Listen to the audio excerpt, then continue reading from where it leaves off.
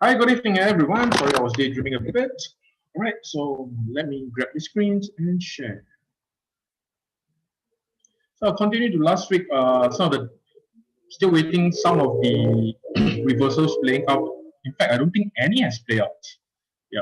So, but my list keep on expanding, which is a good thing for me. I did mention that for the reversals to take place, sometimes we need to wait for the fastest will be a week, but that rarely happens. Usually, I'll wait for up to a month.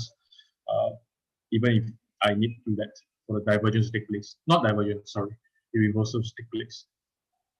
The odds risk price has yet to hit 0.67, so I can't reliably say that the reversal has taken place. So until it breaks 0.67 or even give me a lower high or even a divergence, then I will plan to go in. But none of that has happened yet. By the way, just want to, before I go on any further, just want to check for those who are online, do any of you check trade divergence itself? Yeah. And between the divergence that you trade, if any of you do trade it, do you trade something called, I know there's classical divergence and hidden divergence. Do you trade, do you realize that there's this thing called exaggerated divergence? You might have traded, but this term is not actually widely used between the divergence trader. Yeah, I just want to find out. Yeah, so if you do trade divergence, just put in the yes.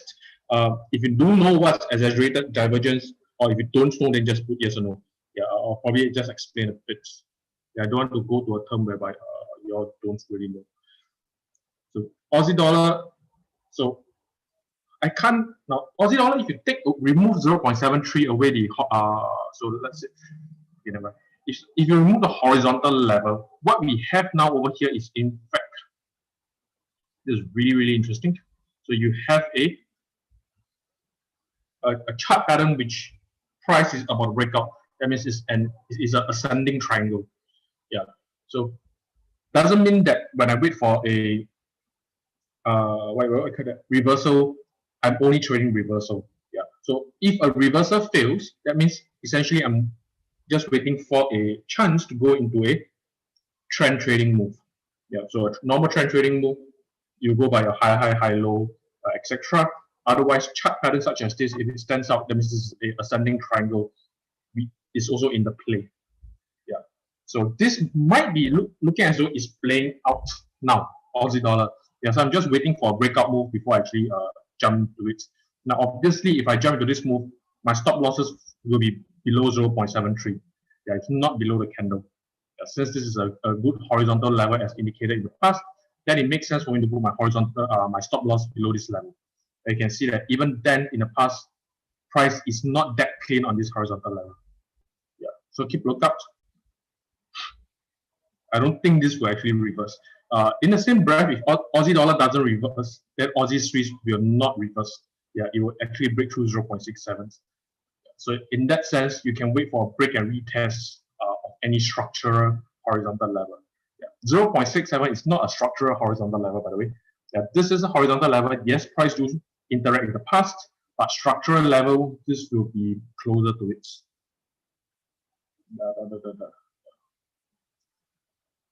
So this will be more closer to it in terms of a structural level. Yeah, you can always wait for a break and retest before you actually go long. Hope that doesn't really confuse you. Now Euro Aussie, I'm waiting for price to actually go long. Yeah, price is still interacting with my 1.62. Still didn't get any significant divergence, so I'm not gonna jump to it. Euro Swiss is actually even worse. Yeah, price has been flirting with 1.08 for the longest period of time. I can't really reliably. I mean, I can see somewhat of a ascending triangle, but I don't want to force my opinion in. I mean, it's really not that clean, so I just leave it up. Euro Kiwi. Let me have a look at the weekly chart. Yeah, I do. My RSI is actually oversold, but price doesn't seem to be willing to bounce off 1.72. Yeah, so we have to actually follow what price is doing. Yeah. So as much as I want to go short, I've actually lose my chance. Yeah. So over here, that means late last week, this would have been the perfect area to go short. Yeah. Unfortunately, since my bias was still waiting for price to bounce off, I did not do so. Yeah, so instead, if Euro Kiwi is not reversing, then I'll simply wait for price to break this horizontal level. Again, break and retest will be in the play, and then I'll just go for short positions. I'm quite a flexible trader, am I? Not that really fixated in my views. I don't think any of you should be fixated with your views. Now, pound Kiwi, I think this, I only added this today. Yeah, so last week this is still quite far from the horizontal level, but you can see from today, 1.9. Again, I really like this kind of psychological levels. Same thing, got my RSI oversold last week, so I'm just waiting for price to actually come, let's push down a bit more. So long as it interacts any sort of high, low, or divergence against, I will jump in. Yeah, so for time being, I don't see any of this. In fact, prices are quite flat since last week. Now, pound dollar, I might get a good chance of price reversing. Yeah, you can see that it's rushing straight up to 1.34. So I'm keeping a lookout for pound dollar. Kiwi cat, again, price is still far from 0.92. Let me have a look at the weekly chart. Yeah, I think previously I actually marked up this level instead. Yeah. 0.9. Yeah, so I don't think price actually decides to reverse around here. So 0.92 proves to be a stronger area. So we shall see how that turns out, how that plays out.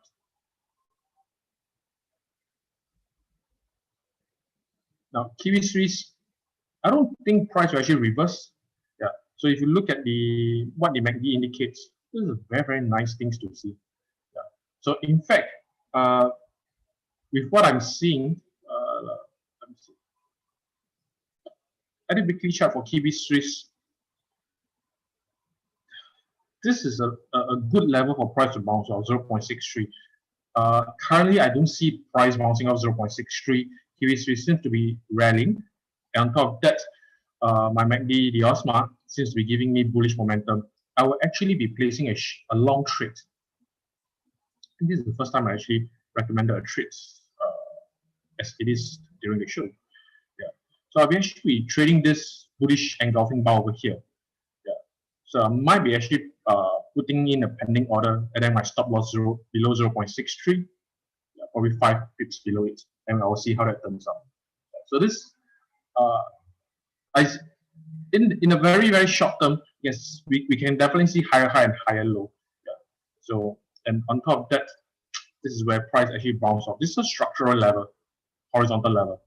Yeah, so you can see price goes up, break, retest. Yeah, it hasn't gone off yet, so I think we are in time to actually place this trade. So there's something that up for your consideration if you want to go for Kiwi Swiss long. Okay, so let me check something. Stop sharing my screen. Let me see if it coincides. I'm not really, the channel that Paul is speaking about, the final market bias. I'll have a quick look at Kiwi. In fact, Kiwi for this week is actually neutral. So that means it can go up or down. And the trade that I'm recommending is actually Kiwi Swiss. Let me have a look at Swiss. So Kiwi neutral, Swiss is bearish. So it's actually good for Kiwi long, Kiwi Swiss long. So that's something that y'all can consider. Let me share back my screens. Kiwi Yen, again, still waiting for price to actually come down to 72.5. Hasn't done so yet. Kiwi dollar, very nice break of 0.69, and price is just rallying up. Yeah, dollar is, I'm still bearish about dollar. So, and Kiwi dollar, you can see very nice cyclicity in H4. So against Kiwi Swiss, I do recommend to go long if you can, and Kiwi dollar long if you want. Yeah, so against, let me get rid of this. You can see this bullish engulfing bar, very nice bullish engulfing bar. Yeah, so I might actually place a pending order up here, and then a stop loss. Now stop loss 0.69 is quite far away. Yeah, so I think for this particular setup, I will actually put my stop loss below the candle, yeah, not at the horizontal level. Again, Kiwi Swiss and Kiwi dollar, these two are correlated pair. Please don't go in at 1% each. It's not a very smart thing to do so. Now, dollar cat. Here's the thing. The dollar. If you watch my analysis on Sunday evening, that means after the NOE, I do maintain that for. Let me see. Let me just pull out the charts. Where's the chart? Yeah, dollar index. So on the daily chart, dollar index, I mentioned that price will probably go down to 0.92 and giving and bounce off this level, seeing that price has been in this range since August. Yeah. So while I'm long, I do recommend long Kiwi dollar. I also do recommend that you have a TP1. Yeah, don't go for a high risk reward trade at 3:1 straightforward, because I do suspect that USD will bounce off. That means it's better to have a TP1 in that case. Yeah, so you can see that dollar CAD, even on the weekly chart, I did mark up this level at 1.3. It has interacted with this level quite a few times in the past. Yeah. But on a 4-hour, price still has some space to go down before it actually bounce off this. Yeah, so it's still worthwhile to get a trade off USD, but we definitely need a TP1 for that. All right, so this ends my analysis for reversal trades. Let me see if you have any questions.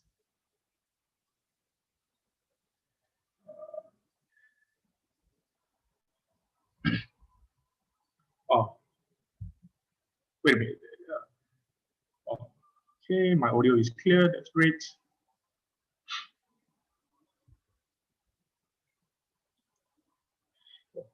Pound dollar had a breakout long.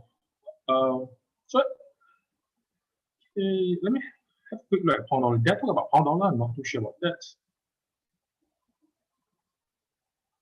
Pound dollar had a breakout long. Yeah. No, I was waiting for a reversal trade for pound dollar, not a trend continuation trade. I don't vaguely remember that. Did I post a chart for pound dollar? I'm not too sure. So I'm waiting to do a reversal trade off 1.34. Don't know whether that will happen. We'll see this week. Anyway, back to the topic just now for divergence. I just want to share with you what kind of divergence I myself trade. I don't trade. I trade classical divergence. I mean the usual reversal divergence trade. What I meant by exaggerated divergence, that means divergence which are really, really clear cut. So you can see that this is a low, and this is a lower low. So I do trade this kind of diverge. These are known as exaggerated divergence. Yeah.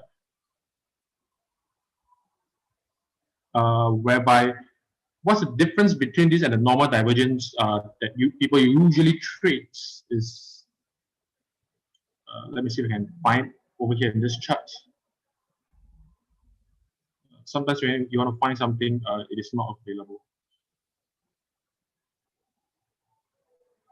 Okay, yeah, probably something like this. So this is a normal divergence that people will trade. I don't usually go for this kind of divergence. I don't find such signals strong enough. Yeah, so I really need something that goes along this way. The price going down, and then my momentum oscillator to really go up. Yeah, and it's very clear cut, not like it's a bit slanting. Yeah. So that's how I trade my own divergence, which I find I have a better hit rate. So there's something that I wish to clarify. In case you all found it, you all see it in your chart, but I claim that it's not a divergence. Yeah. So I trade a very niche kind of divergence. All right. Now back to the charts. So I did mention last week that I'll be sharing utilities kind of indicators for this week. Yeah, it is not meant to be indicators that let you have your analysis entry or exits. It's a different category. So the first that I'm going to share is actually SQ show trades. I don't know what SQ means, but show trades by itself, that means if you plug it on your screen, immediately it will show you your past trades. So if it's a win, it will be a blue box. It will show you your entry and your exits. If it's a loss, then it will be a red box. So it will show you how many pips you won it by. 24 pips, 13 pips, 30 pips. Yeah. So to me, this is particularly useful for journaling. And if you trade any kind of strategy, let's say the Wave Rider, you can just put in a template and put in this indicator. It will show your past entries. Yeah, so visually, you know what you're doing. So it makes for good journaling. Yeah. And one thing that I find particularly good for is that, look, always maintain that it's better that you analyze at an empty chart like this. And if it makes sense to you, then put in your indicators, your strategy to confirm the entry. It shouldn't be the other way around. So if you put in an entry and you look at your empty chart and it doesn't actually make sense to you at that point of time, no matter what your strategy says, it means that you have traded wrongly. Yeah, respect what the chart tells you, not what your strategy tells you. All right. So, for example, this particular trade of mine, I believe at that point of time I probably saw something like this. Yeah, that's why I decided to trade a breakout, the candle itself. So this trade makes sense to me visually. All right. So stop losses, same method. All right. Whatever. If a blank chart makes sense to you, then that will be the correct trade. If it doesn't make sense to you, no matter what your strategy tells you, that will be rubbish. So I find in terms of journaling, this is good. Now the second one will be horizontal line alert maker. So you got them. There's only two buttons for this: higher alert and lower alert. So once you click, usually for trading purposes, nobody clicks both lines. Right. So I'll just replace. So for the higher alert, once you click in, you can actually drag the line. It tells you how many pips at the side is different from the price. That means it will be continuously updated. Okay. So once price actually hit this coming up, then it will alert you. Or if price goes down and it's a bearish bar, it will alert you. Simple as that. What do I mean by alert you? So you can see all this. In fact, you can have a note. By default, it's called higher hit or lower hit. You can type in anything you want.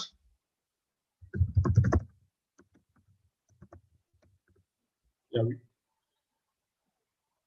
So you have a pop-up alert, which I guess this is not that useful unless you're always in front, somewhere near your computer. There is the push alert that will be important. Yeah, so price hits a horizontal level, then go in and take a look. How you can actually use this is that set two alerts together. Not together, sorry. I mean, you can set two alerts. So once price hit your higher alert, so assuming this is what you can do. Once price hit your high alert, it will give you your first alarm. Then you can set your lower alert at the same level. Why do that? It's waiting for the retest. Yeah. So once the retest is done and it hits your alert, lower alert, that's where you can go in and evaluate the candlestick itself. All right. So this is how you can actually use this indicator.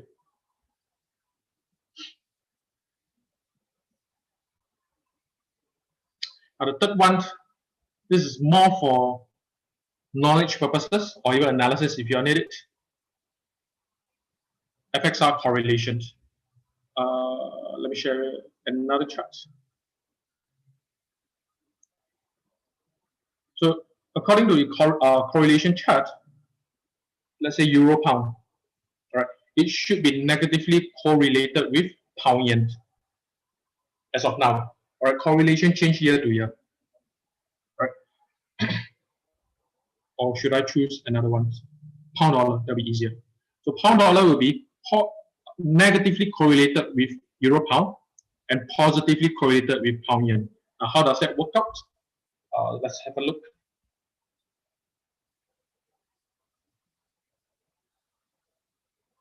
Pound dollar, negative correlation with Euro Pound.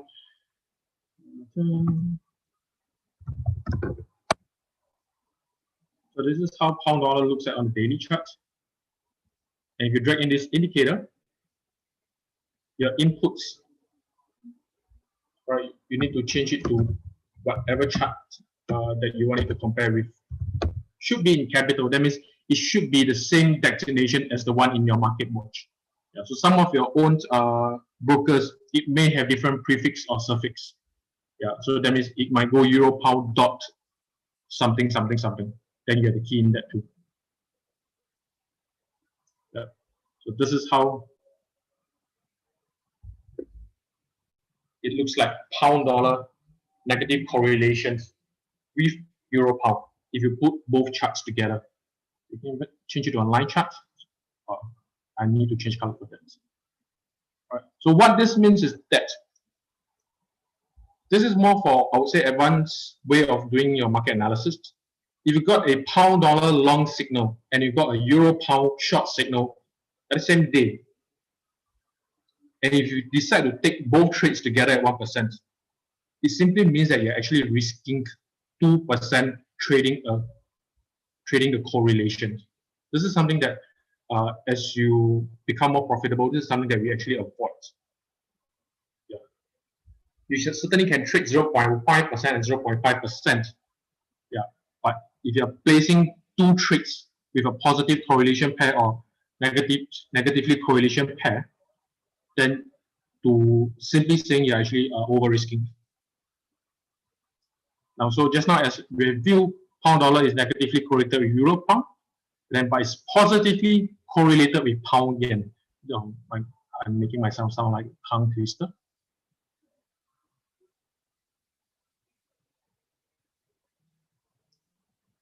So let's have a look at pound yen.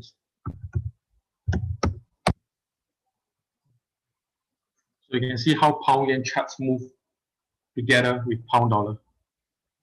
So again, if you get a signal for pound yen and pound dollar, and both are long signal, and both trade you decide to place 1%, it's usually not a very smart move. Because if you get stop loss, then of course you'll get a 2% hit. Although on the same breath, if you do win, then you'll win bigger. I would say this more or less is up to your own personality. Usually, I know the successful trader, they are aiming for smoother equity curve. Yeah, they will avoid doing such things. All right, so these are the three utilities that I'll be sharing with you all this week. I hope that is somewhat useful to you all. It can aid you in your analysis. Of course, that will be your FX correlation. In terms of placing trades, alert for horizontal line. I know a lot of you actually trade from horizontal level. The horizontal line alert maker will be useful.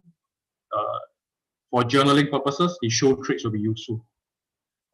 So I hope it somewhat benefits you all. Let me check the chat, see if I miss out anything.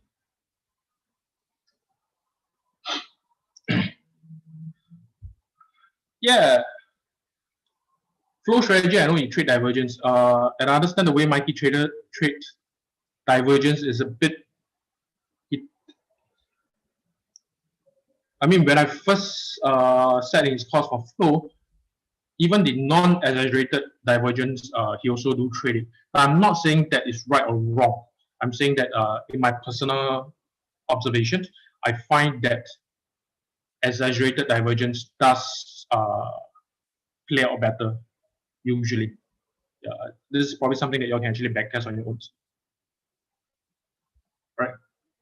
Maybe next week or sometime 2 or 3 weeks down the road, I can show you an indicator that trades divergence. I'm actually backtesting one of them, which is called the chaos indicator. Yeah. It seems to have quite a good hit rate for reversal trades and divergence. I'm still backtesting it. I cannot come to a conclusion. If I have any conclusive result, I will share with you.